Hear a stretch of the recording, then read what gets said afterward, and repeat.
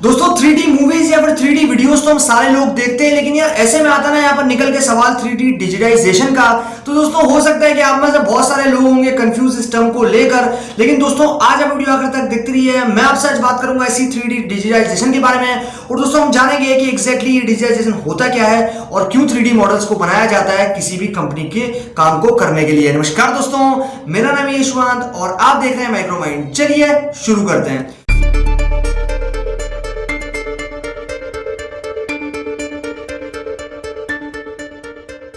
दोस्तों मैं अगर आपसे सबसे पहले बात पूछता हूं कि भाई आपने अगर कोई 3D मूवी को देखा या फिर 3D वीडियो को देखा तो उसके अंदर आपके पास यहाँ पर 3 डायमेंशंस होती है। उन 3 डायमेंशंस के अंदर आपके पास यहाँ पर एक्स एक्सिस, वाई एक्सिस और जेड एक्सिस जो है देखने को मिल जाती है। लेकिन दोस्तों और अगर मैं बात करता हूँ यहाँ पर, तो यहाँ पर ऑल नंबर नेचुरली जो है वो सिर्फ 2 एक्सिस हमारे पास यहाँ पर प्रेजेंट है, लेकिन 3D हमें वर्चुअली यहाँ पर क्रिएट करके देता है एक दूसरी एक्सिस को, जो कि हमारे पास यहाँ पर देखने को मिलती है हमारी 3D वीडियोस या फिर 3D मूवीज के अंदर या फिर ओवरऑल 3D। ऐसे में मैं अगर आपसे बात करता हूँ ना इस 3D डिजिटाइजेशन के बारे में, तो क्योंकि आजकल ग्लोबल वर्ल्ड हो रहा दोस्तों, टेक्नोलॉजी की दुनिया, और आजकल सारे लोग जो है वो नो डाउट के इंटरनेट को तो यूज करते हैं। और दोस्तों अगर इंटरनेट को यूज करते हैं तो डेफिनेटली किसी ना किसी सेल फोन या फिर किसी ना किसी डिवाइस के अंदर वो यूज करते होंगे। और दोस्तों क्योंकि वो डिवाइस जो है वो डिवाइस है एक इलेक्ट्रॉनिक डिवाइस, और दोस्तों ऐसे में उस डिवाइस के अंदर कितनी सारी एक्सेस है ये शायद आपको कभी भी नहीं पता होगा। लेकिन दोस्तों ऐसे में क्योंकि हमारे पास यहाँ पर एक जायरोमीटर नाम का या फिर जायरो सेंसर नाम का जो है यहाँ पर एक सेंसर होता है हमारे फोन के अंदर, जो कि हमें अलग अलग एक्सेस के ऊपर जो है वो यहाँ पर ऑपरेट करवाने में हमारे मोबाइल को हेल्प करता है। और दोस्तों अगर मान लो कि आप कोई वीडियोस देख रहे हो या फिर मान लो आप कोई एनिमेशन फिल्म देख रहे हो, तो दोस्तों ऐसे में वो जो आपके पास यहाँ पर पूरी पिक्चर होगी या फिर ओवरऑल पूरी वीडियो होगी, उसको आपको किस एक्सेस पे देखना है ये आपके अपने ऊपर डिपेंड करता है। दोस्तों ऐसे में बिना जायरोस्कोप के या फिर बिना उस सेंसर के जो कि आपके फोन के अंदर लगा है, जो कि आपकी हेल्प करता है आपके एक्सेस को डिफाइन करने के लिए, तो उसकी हेल्प के बगैर आप ये काम को नहीं कर पाओगे। तो दोस्तों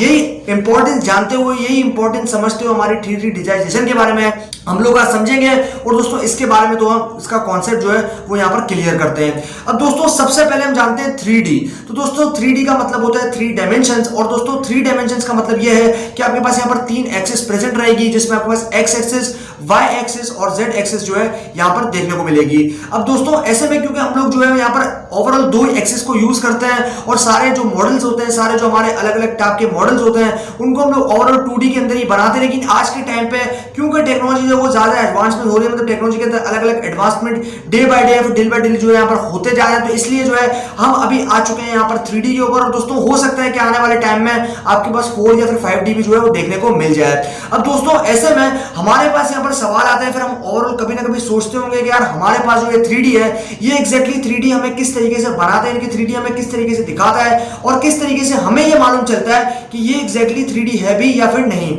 तो दोस्तों 3D का मतलब होता है 3 डायमेंशन। दोस्तों ऐसे में हमारे पास यहाँ पर ओवरऑल 3 एक्सिस होंगी, और 3 एक्सिस के अलग अलग कोऑर्डिनेट्स होंगे, और उन कोऑर्डिनेट्स के अलग अलग पॉइंट्स होंगे दोस्तों, जिनको हम मेजर करेंगे अगर ट्रेडिशनल तरीकों से तो वो काफी ज्यादा कॉम्प्लेक्स हो जाएगा। लेकिन आज की मॉडर्न टेक्निक्स को अगर हम लेते हैं काम में, और दोस्तों ऐसे में उनको हम लोग यहाँ पर करते हैं उनके साथ में मेजर, तो दोस्तों हमारे पास जो रिजल्ट आएगा वो काफी अच्छा आएगा। तो दोस्तों ऐसे में जो हमारे पास 3D मॉडल्स होती है, यानी कि जो हमारे पास ओवरऑल बिल्डिंग्स होती है, अगर आप बात करते हैं आर्किटेक्चर की, दोस्तों आर्किटेक्चर के अंदर जो आपके पास बड़े बड़े मॉडल्स बनाए जाते हैं बिल्डिंग्स को क्रिएट करने के लिए, बिल्डिंग्स को बनाने के लिए, कि हमारे पास सबसे पहले मॉडल डिजाइन होगा, हमारे पास मॉडल तैयार होगा, तो वो जो मॉडल होता है वो बनाया जाता है 3D मॉडल। और दोस्तों वो 3D मॉडल हमें 3 डायमेंशंस के अंदर उस बिल्डिंग की जो है कंप्लीट यहाँ पर डिटेल्स प्रोवाइड करता है। अब दोस्तों क्योंकि हमें ये जानना है कि ये बिल्डिंग यहाँ पर टिकेगी या नहीं, या फिर हमें ये जानना है कि ये जो बिल्डिंग है ये यहाँ पर बनेगी या नहीं, तो इस सिचुएशन में जो है हमें यहाँ पर ये पता होना चाहिए कि भाई ये जो बिल्डिंग है इसके मॉडल्स किस तरीके से हमें यहाँ पर बनाने चाहिए, और ये बिल्डिंग ओवरऑल किस तरीके से हमने यहाँ पर डिजाइन की। दोस्तों डिजाइन को देखने के लिए भी हमें ये काफी इंपॉर्टेंट पता करना पड़ता है, फिर हमें जो है इस सिचुएशन में ये जानना पड़ता है कि या फिर इस लिहाज से हमें मालूम चलना पड़ता है कि भाई हमारे पास जो बिल्डिंग का मॉडल है वो यहाँ पर कलेक्टली बना है या फिर नहीं बना हमारी रिक्वायरमेंट के हिसाब से। तो दोस्तों 3D डिजिटाइजेशन बेसिकली इसी चीज को कहते हैं। और दोस्तों ऐसे में आपके पास जो अलग अलग मॉडल्स होंगे या फिर आपके पास जो अलग अलग यहाँ पर जो आपके पास पिक्चर्स होंगी, 3D पिक्चर्स होंगी या फिर 3D वीडियोस होंगी, उनको 3 डायमेंशंस के अंदर दिखाने का पर्पस बेसिकली ये होता है कि आपके पास जो यहाँ पर मॉडल्स होंगे उनको आप देख पाओ 3D डायमेंशन के डेप्थ के, उसकी हाइट पे देख पाओ, डेप्थ पे देख पाओ, और उसकी जो विड्थ है उसके साथ में उसको यहाँ पर देख पाओ। दोस्तों ऐसे में आपके पास अगर ये तीनों चीजें प्रेजेंट रहेगी तो सिनेरियो हम यहाँ पर बोल देंगे 3D को। और दोस्तों ऐसे में आपके पास जो मॉडल्स होते हैं, जैसे मैं आपको यहाँ पर एग्जाम्पल एग्जांपल दिया एक बिल्डिंग्स का कि आर्किटेक्चर इंजीनियरिंग के अंदर आपके पास यहाँ पर जो पूरे कंप्लीट मॉडल्स होते हैं, उन मॉडल्स के अंदर दोस्तों आपके पास जो है यहाँ पर 3D को काम में लिया जाता है, 3D मॉडल्स को काम में लिया जाता है ताकि उनकी हाइट को, उनकी विड्थ को और उनकी डेप्थ को, तीनों चीजों को जो है यहाँ पर एनालाइज किया जा सके और दोस्तों देखा जा सके कि हमारा जो मॉडल है वो किस तरीके का हमें दिख रहा है, किस तरीके से हमारे पास अलग अलग यहाँ पर जो अंदर रूम्स होंगे या फिर अलग अलग अंदर जो आपके पास यहाँ पर ऑफिसेज होंगे, केबिन्स होंगे, तो उन सिचुएशन के अंदर वो यहाँ पर कितने साइज के होंगे या फिर किन किन तरीके से उनको हम लोग ने यहाँ पर अलाइन किया हुआ है। तो ये काफी इंपॉर्टेंट होता है दोस्तों। 3D डिजिटाइजेशन सिर्फ और सिर्फ मॉडलिंग के अंदर नहीं, 3D मॉडलिंग के अंदर नहीं, बल्कि आपके पास बड़े बड़े जो ऑर्गेनाइजेशंस होती हैं, बड़ी बड़ी जो कंपनीज होती हैं, वो भी अपनी बिल्डिंग्स को यहाँ पर बनाने के लिए या फिर ओवरऑल कोई भी काम उनके पास हो तो उनको बनाने के लिए, फिर उनको जो आपके पास मान लो अगर मैं बात करता हूँ आर्टिफिशियल इंटेलिजेंस के अंदर, तो आर्टिफिशियल इंटेलिजेंस के अंदर जो आपके पास 3D मॉडल्स को बनाया जाता है ताकि उनको जो बनाने के बाद में अगर कोई यहाँ पर मान लो कि कोई मशीन्स को बनाना है, फिर मान लो कोई रोबोट को बनाना है, तो दोस्तों ऐसे में वो जो है उनको बनाने में किसी भी तरह का प्रॉब्लम उनको फेस ना करना पड़े बाद में, ताकि उनको पहले से मालूम चल जाए कि हाँ ये जो मॉडल है ये हमने यहाँ पर तैयार कर दिया। और दोस्तों ऐसे में उन मॉडल के साथ में वो सारा काम ये लोग इजी तरीके से कंप्लीट कर लेते हैं ताकि बाद में इनको ये समझ में आ जाए कि हाँ ये जो मॉडल है ये इजीली रियल लाइफ में इंप्लीमेंट किया जा सकता है। तो फोक्स ये हो गया हमारे पास यहाँ पर 3D डिजिटाइजेशन के बारे में। दोस्तों 3D डिजिटाइजेशन कोई आज का कॉन्सेप्ट नहीं है, बेसिकली 3D ही जो है वो आज का कॉन्सेप्ट नहीं है, काफी ज्यादा पुराना कॉन्सेप्ट है। और दोस्तों धीरे धीरे हम लोग इसको जो है वो आगे अपनी जो बेसिकली डेली लाइफ्स हैं उनके अंदर हर चीज में हमें काम में लेने वाले हैं दोस्तों, ले रहे हैं बेसिकली। और हम लोग जो है इसको आने वाले टाइम में और ज्यादा इंप्रूव करने की कोशिश करेंगे और दोस्तों और ज्यादा इसको जो है वो यहाँ पर इंप्रूव करने के बाद में इंप्लीमेंट भी करेंगे उन प्लेस में जहाँ पर 3D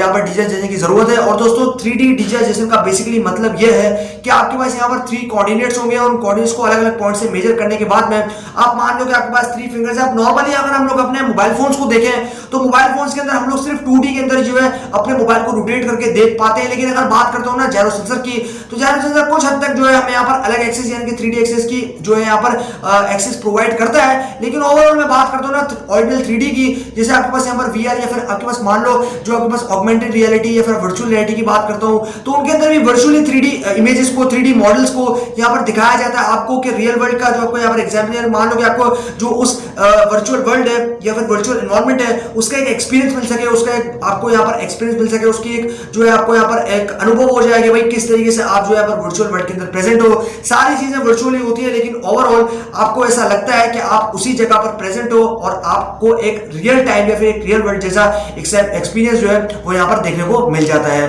तो फोक्स यही थी सारी कंप्लीट कहानी इसी 3D डिजिटाइजेशन के बारे में। मुझे उम्मीद है कि आप लोगों को वीडियो जरूर पसंद आया होगा और दोस्तों आ गया होगा ये कॉन्सेप्ट समझ में। तो दोस्तों अगर वीडियो पसंद आया तो वीडियो को लाइक और शेयर करना बिल्कुल भी मत भूलिएगा और चैनल को अभी तक सब्सक्राइब नहीं किया तो चैनल को सब्सक्राइब कर दीजिए क्योंकि मैं आपके लिए ऐसी वीडियोस लेकर आता रहता हूं। अभी के लिए दोस्तों इतना ही। Stay blessed, stay inspired.